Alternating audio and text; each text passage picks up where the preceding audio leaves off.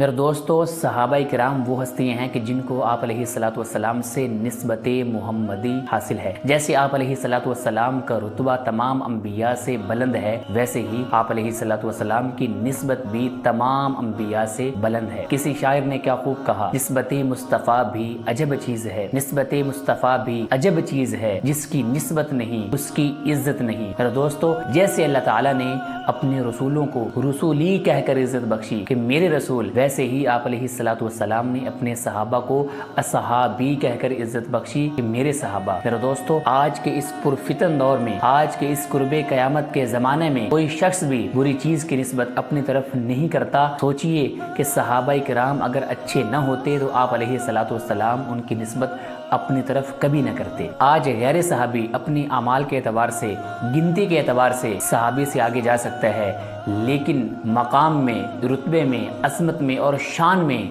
आगे नहीं जा सकता। इसलिए कि सहाबा किराम को आप अलैहिस्सलातु वस्सलाम से निस्बत ईमानी भी हासिल थी, निस्बत तालीमी भी हासिल थी और निस्बत तरबियत भी हासिल थी। और अजीब बात है, अगर कोई शख्स हुजूर अलैहिस्सलातु वस्सलाम के रोजे को देखे, हुजूर अलैहिस्सलातु वस्सलाम की जाली को देख कर आ जाए, हम उसको नेक बख्त कहते हैं, हम उसको कामयाब समझते हैं। अफसोस की बात है कि जो आप अलैहिस्सलातु वस्सलाम के साथ सोए हुए हैं, जो आप अलैहिस्सलातु वस्सलाम के यार हैं, उनसे नफरत करे, उनसे बुग़्ज़ रखे। मेरे दोस्तों, इससे बड़ी हमाकत, इससे बड़ी बेवकूफ़ी और क्या हो सकती है। जो अपने यारों के साथ तो मोहब्बत करे, नबी के यारों के साथ नफरत करे, इससे बड़ा बेवकूफ़ इंसान इस दुनिया में हो नहीं सकता। मेरे दोस्तों, इस निस्बत का तकाजा ये है कि सहाबा किराम के अमल को, सहाबा किराम के कौल, सहाबा किराम के फेल को अगर आज हमारी समझ में आए तब भी उस पर अमल करें, अगर आज हमारी समझ में ना आए तब भी उस पर अमल करें।